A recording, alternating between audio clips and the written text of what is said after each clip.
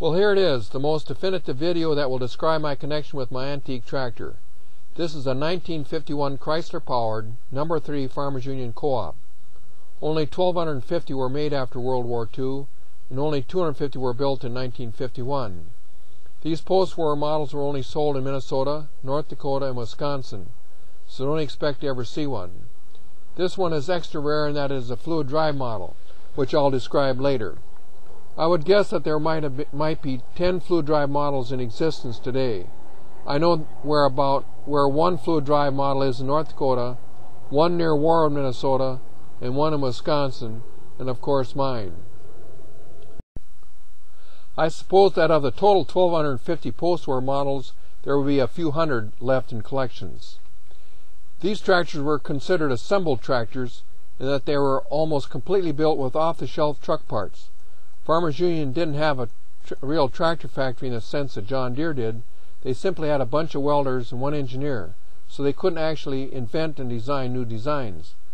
Not only did these tractors use Chrysler engines, but also truck transmissions and rear ends. In this case, the transmission and rear end were made by Clark.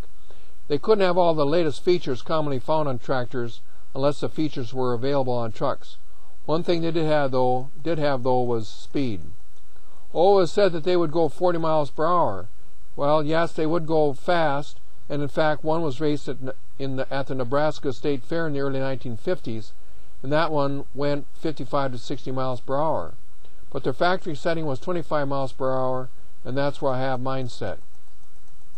When they were tested at the University of Nebraska in 1936, 2 of them were driven there from Battle Creek, Michigan. Who needed a truck to haul them?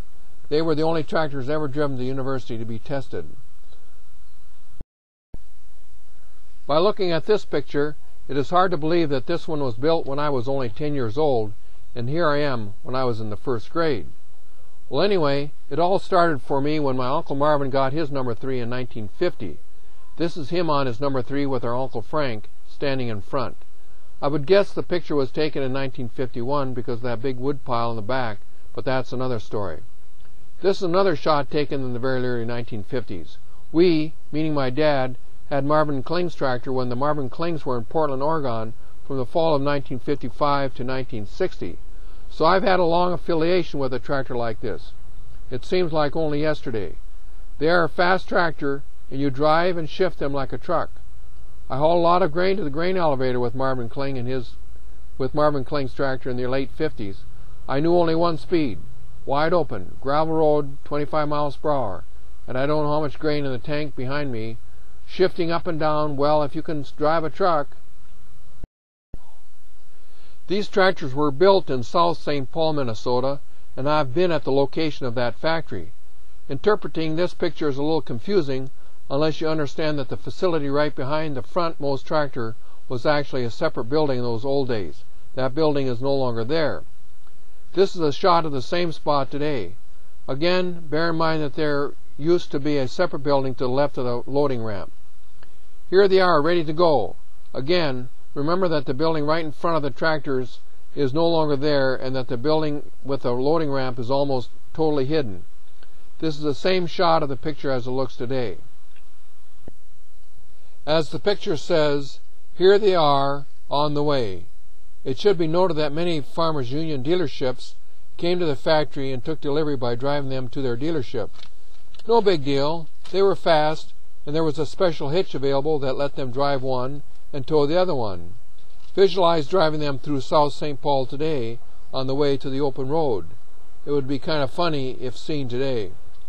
Also, farmers would pick one up at the factory and drive it home, which they might be deep in North Dakota. As I mentioned, these tractors were very rare, and every time I say I have a No. 3 Farmers Union Co-op, the uninformed will say, "Oh yes, I know about those." Well, I always hasten to clarify that mine is not one of those shown in these next 2 pictures. These are pictures of what they think I am referring to. The first picture is a Model 30 cockshut made in Brantford, Ontario, Canada. These Model 30 cockshuts were also sold as E3 co-ops, and the cockshut and co-op were identical except for a different paint job.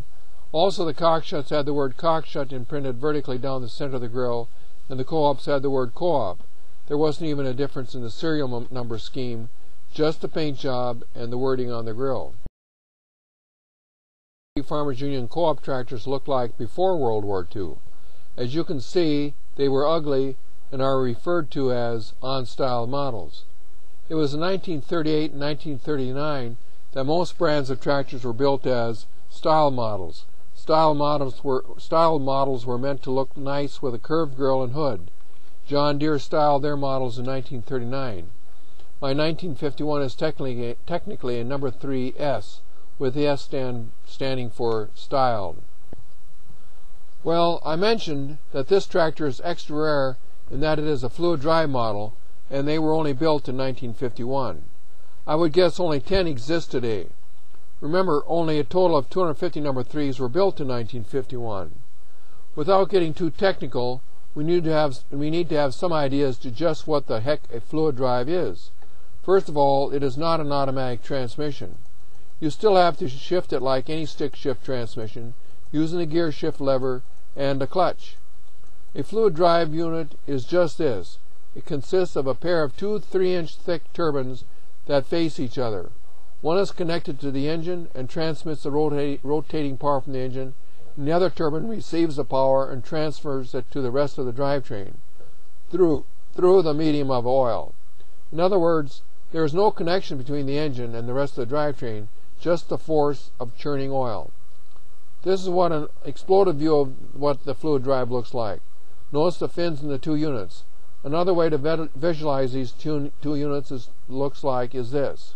Picture cutting an orange in half like we usually do at breakfast. Then picture having taken out the edible pulp from between those membrane partitions that all citrus fruit has. Now picture each half of the orange with the edible pulp gone, and what do you have left? Well, you have the peeling and those membrane partitions that are now void of their edible pulp. Well, that's what the inside of a fluid drive turbine looks like. In the case of the fluid drive, the membranes are steel fins, and the orange peeling and the membranes taken together can be referred to as a turbine. Now then, if you visualize two of these turbines facing each other and enclosed in an oil-tight cover, that is a fluid drive. When the turbine that is connected to the engine spins fast enough, the other turbine has no choice but to spin also. Well, that's fluid drive, and the two turbines are submerged in oil and mounted right behind the engine as in this picture. Oh, and did I mention that the oil moves between these two facing turbines at the approximate rate of about 75 gallons per second? Hard to believe, but I got that tidbit from the Chrysler document written in 1939 when their fluid drive was introduced. One final thought. Don't confuse fluid drive with the torque converter found on most cars with automatic transmissions for these last 50 years. Torque converters are similar to fluid drive in that they also have two turbines with fins submerged in oil, one connected to the engine and the other connected to the transmission. But the difference between these systems is the fact that the fins in the torque converter are uniquely shaped, not at all like the inside of an orange, and there is an additional component in the torque converter called a stator. Now, when a vehicle with a torque converter is placed in gear and put under wide open throttle, with the wheels locked, the force of the engine is multiplied as much as 2.5 times. In other words, if the engine is producing 200 pounds of twisting force going into the torque converter, there can be as much as 500 pounds of force coming out. In the case of a fluid drive, there is no multiplication of twisting force, so if the engine delivers 200 pounds of twisting force going into the fluid drive, there will be no more than 200 pounds of twisting force coming out. There are a couple of other similarities between the torque converter and fluid drive. Specifically, if there are any shock loads in the drive line, the fluid in both designs absorbs that shock. Also, both designs let you remain in gear when you sit at a stop sign, and then when you want to go, just speed up the engine. And as soon as the oil gets churning fast enough, you take off. Same with my tractor.